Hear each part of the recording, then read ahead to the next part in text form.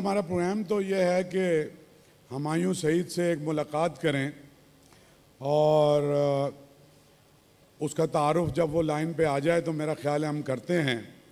लेकिन हमारी बड़ी खुशकिस्मती है कि हमारे दौर के सबसे बड़े फिल्म डायरेक्टर और ड्रामा डायरेक्टर नदीम बेग साहब हमारे साथ इस वक्त मौजूद हैं। और बात तो वो हुमायूं से करने आए हैं, लेकिन इस वक्त जितनी भी कामयाब फिल्में या ड्रामे हैं वो सारे के सारे नदीम बेग ने दिए हैं। मैं पंजाब नहीं जाऊंगी और उसके अलावा जो फिल्में दी हैं, या अभी जो आखिरी ड्रामा था उनका कि मेरे पास तुम हो, जिसने एक बहुत बड़ी कंट्रोवर्सी भी जनरेट की, वो उनकी राइटिंग में कुछ जुमलों से। और खलील रहमान कमर हमारे दोस्त हैं और बहुत ही बड़े राइटर हैं इस मुल्क के, उनकी कुछ बातों से इख्तलाफ भी रहा, लेकिन उसने अगले पिछले सारे रिकॉर्ड तोड़ दिए टीवी के। और वो वाहिद टीवी सीरियल था कि जिसका आखिरी शो पाकिस्तान में और बाहर सिनेमा हॉल्स में दिखाया गया। तो इन सारे ड्रामों के डायरेक्टर और फिल्मों के डायरेक्टर जिन्होंने फिल्म को एक नया ट्रेंड दिया, और पाकिस्तान जिसके बारे में ये तसव्वुर किया जाता था कि फ़िल्में यहाँ ख़त्म हो गई हैं, यहाँ अच्छी फिल्में नहीं बन सकती, तो नदीम बेग ने इसको बदला। नदीम बेग की अपनी एक स्ट्रगल है और फिर आके अपने नए तजुर्बे किए और फिल्म को वहाँ ले गए कि फ़िल्म दोबारा पाकिस्तान में मकबूल हुई। और फिल्म ने जितना बिज़नेस भी किया, नदीम बेग की तीनों फिल्मों ने जितना बिज़नेस किया, पाकिस्तान की किसी फिल्म ने इतना बिज़नेस नहीं किया। तो आप सबकी भरपूर तालियां मैं चाहता हूं हमारे ऐद के सबसे बड़े ड्रामा और फिल्म डायरेक्टर नदीम बेग के लिए। हुमायूं, आपको मैं खुश आमदीद कहता हूं तेरे। तो हमने कहा कि हम अपने मुल्क के सबसे बड़े सुपरस्टार के साथ कुछ बातें करें, तो हम आपको वेलकम करते हैं। थैंक यू जी। मैं आप सब लोगों को, आपको और आपकी पूरी टीम को मुबारकबाद देता हूं। तो और सब लोग जो भी बैठे हैं उन सबका बहुत बहुत शुक्रिया कि वो इन हालात में भी वहाँ पे मौजूद हैं। ये बहुत बड़ी बात है। मेरी बीवी ने मना कर दिया जाने से और नदीम की बीवी ने भी लेकिन ये इनका बड़ा दिल गुर्दा है जी, ये सब आए हुए। और खैर मैं अभी कहीं से सफर करके आया था, तो 2-3 दिनों में तो सख्ती फिर बढ़ती जाती है कि तुम बहुत ज्यादा निकल रहे हो, घर से ना निकलो। तो इस तरह का सीन हो गया। हुमायूं, ये कोई बहाना तो नहीं है कि आपको घर में रख लिया जाए? आपके बाहर आने जाने से कुछ मसाइल और बढ़ जाते हैं। सर, उनको इस बहाने की जरूरत नहीं है। थैंक यू वो जो सो मच। हुक्म देंगे वैसे ही सर आंखों पर होता है। अब क्या करें। नहीं, बिल्कुल। 25 साल हो गए।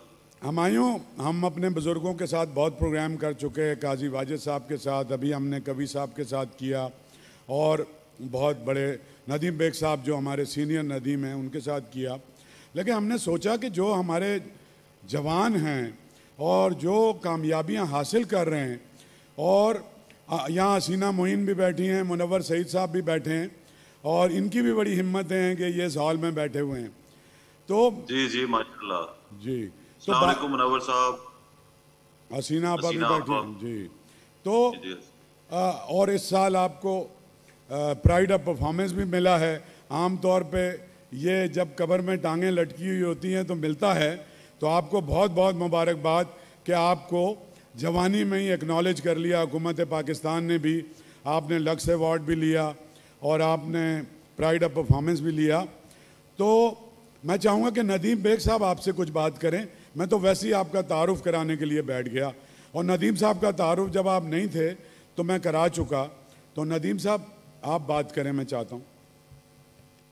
जी, अस्सलाम वालेकुम। सबसे पहले तो जो लोग वहाँ मौजूद हैं उनको बहुत बहुत सलाम, और हसीना आपा को और मुनव्वर सईद साहब को बहुत बहुत सलाम। I am very happy to see all of you there. मैं कोशिश करूंगा कि उर्दू कॉन्फ्रेंस में अंग्रेजी में बात बिल्कुल ना हो लेकिन ये बड़ा एक अजीब सी बात लगती है कि हुमायूं से मैं और हुमायूं रोज मिलते हैं, तो आज हम एक बहुत फॉर्मल तरीके से एक दूसरे के साथ एक गुफ्तगू करने वाले हैं, but let's see how it goes. तो हुमायूं, आप अभी बता रहे थे आप कहाँ से आए हैं? लाहौर से आए हैं? हाँ, मैं लाहौर और इस्लामाबाद गया हुआ था। कुछ राइटर्स से मीटिंग की, कुछ 1-2 काम और थे। तो कल मैं पहुंच गया था।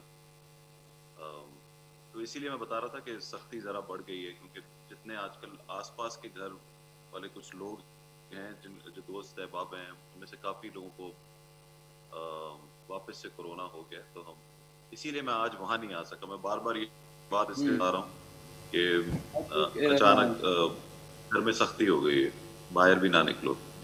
तो एज यू मेंशन्ड कि आप राइटर से मिलने के लिए यकीनन किसी कहानी कोई कहानी डिस्कस करने के लिए गए होंगे। How much do you think a script is important TV में और फिल्म में, और उसको आप एनालाइज कैसे करते हैं? मेरे ख्याल से स्क्रिप्ट ही है जो सबसे ज्यादा इम्पोर्टेंट है। अभी एक जैसे कि हम दोनों इस वक्त मैं और नदीम किसी अच्छे स्क्रिप्ट का इंतजार कर रहे हैं। हमारे पास फिल्म्स के स्क्रिप्ट थे, लेकिन सीरियल का अभी हमारे पास कोई स्क्रिप्ट नहीं था। तो कुछ तो कोरोना ने काफी वक्त ले लिया, लेकिन अब हम दोनों अगर काम नहीं कर रहे इस वक्त, अगर कोई शूटिंग नहीं कर रहे, तो उसका रीजन ये है कि कोई अच्छा स्क्रिप्ट हमारे पास नहीं है। तो मैं अभी वहाँ गया था, खलील रहमान कमर साहब हैं, उनके पास हमारी मीटिंग थी, एक फायजा इफ्तिखार से थी, उमैरा से थी। तो कहानी कैरेक्टर्स जो हैं, आजकल हमारे जितने भी ड्रामे बन रहे हैं उसमें अगर देखा जाए तो कैरेक्टर्स के अंदर वो बात नहीं रही। पहले जितने ड्रामे बनते थे कैरेक्टर का एक मकसद होता था। मैं सब ड्रामों की बात नहीं कर रहा, मोस्टली ड्रामा जो है वो कहानी और इवेंट्स के ऊपर होता है, और कैरेक्टर्स को देखा नहीं जाता कि कैरेक्टर किस किस्म का होना चाहिए। तो अभी जो भी डिस्कशन हमारी हो रही थी, मेरी नदीम की, या हम जब राइटर से बात करते हैं तो हम कहते हैं कि कैरेक्टर के पास कुछ करने को होना चाहिए, कहानी का कोई मकसद होना चाहिए।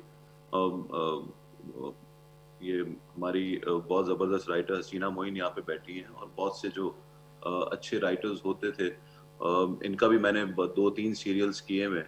ये कैरेक्टर हर कहानी का कोई ना कोई वजह होती थी, और कैरेक्टर किस तरफ जा रहा है, वो कहाँ से शुरू हुआ, कहाँ पे जाके खत्म होगा, ये सारी उसमें डिटेल्स मौजूद होती थी जो आजकल नहीं होती।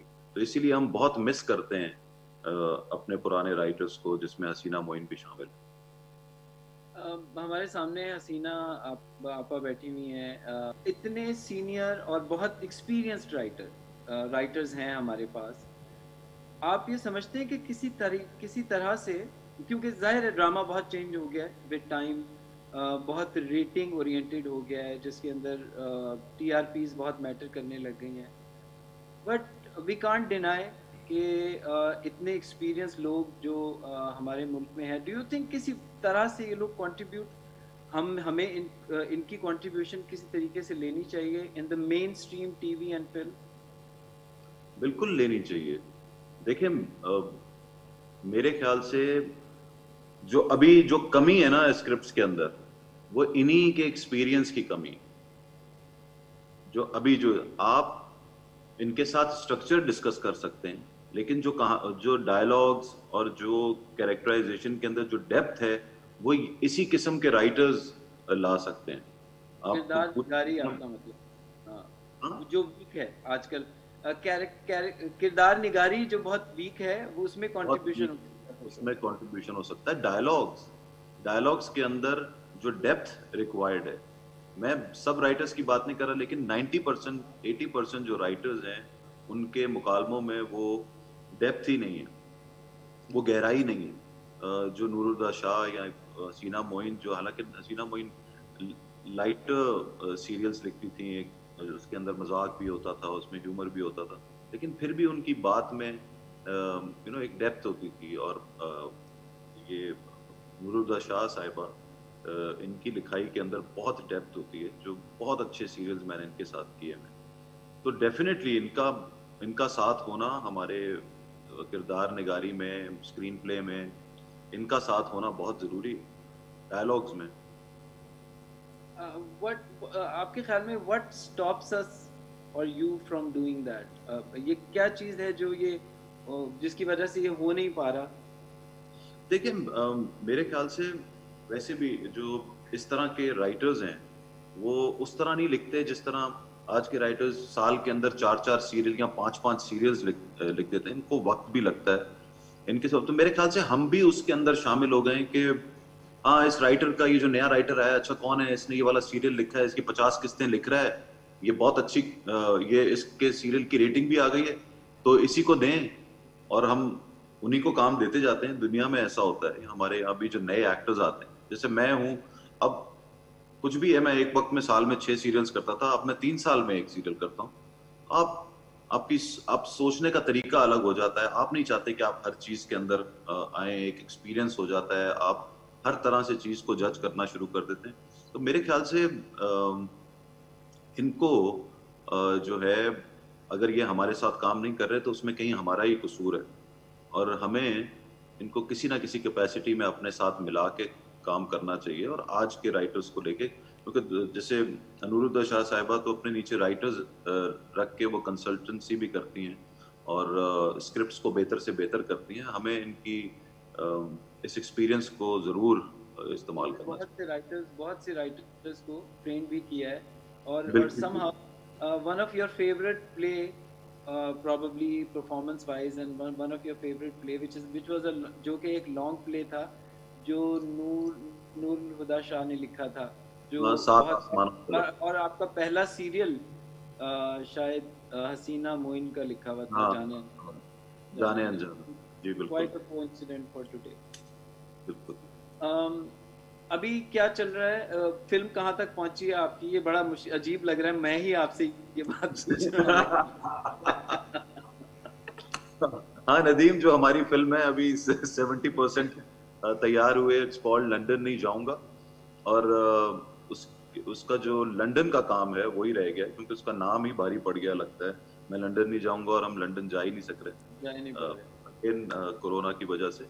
लेकिन इंशाल्लाह जैसे ही ये हालात बेहतर होंगे, हम वहाँ जाके उसकी शूटिंग करेंगे। उसके अलावा हम 2-3 फिल्मों पे और काम कर रहे हैं। एक नरम गरम है जो कि वासे चौधरी ने लिखी है, और दूसरा एक फिल्म है लव गुरु जो वासे चौधरी ने लिखी है, और एक जंजबील एक फिल्म लिख रही है आज रंग है, जो कि बहुत कमाल फिल्म, क्योंकि मैं बहुत लुक फॉरवर्ड कर रहा हूँ कि इन तीनों फिल्मों में काम करें, हम मिल के काम करें।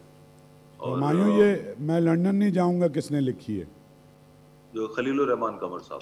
ठीक है। वो पंजाब नहीं जाऊंगी उन्होंने लिखी थी। जी हाँ।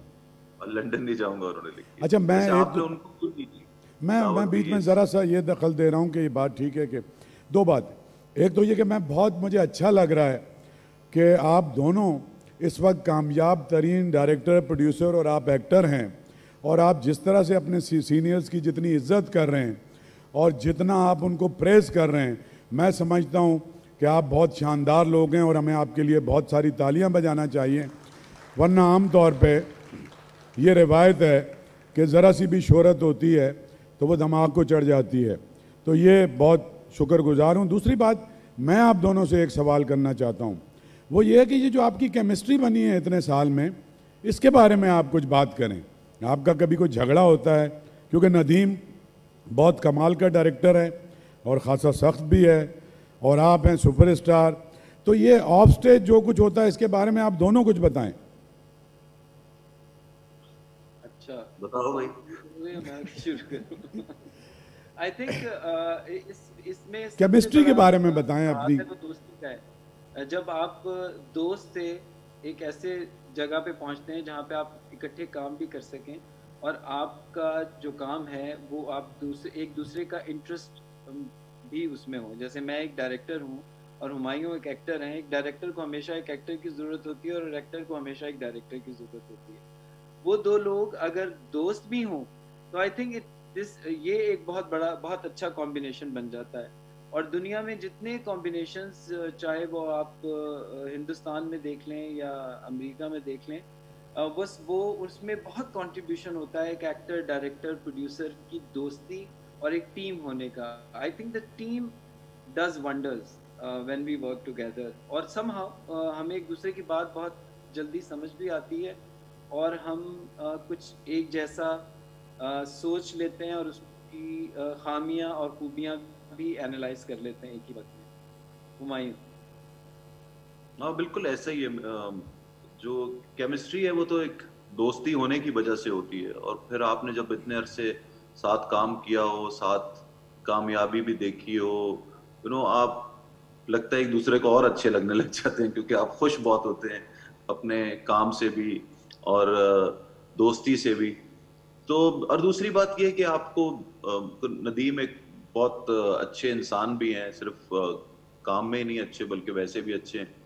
तो होता क्या है कि आपकी जब आपको जब आप इतना साथ रहें तो काम करने के दौरान एक कहते हैं ना कि आपको अच्छे दोस्त का या का पता करना हो तो उसके साथ सफर पे चले जाओ या उसके साथ काम कर लो। तो दोनों में ये कामयाब रहे हैं। तो हम दोनों किसी हद तक इस मामले में एक दूसरे के लिए अच्छे रहे हैं। तो एक दोस्ती जब हो जाती है तो फिर अंदर से दिल से हम एक दूसरे को पसंद करते हैं। और बाकी काम हमारा अल्लाह के फजल से अच्छा रहा। हमारे साथ जो टीम है वो बहुत अच्छी रही।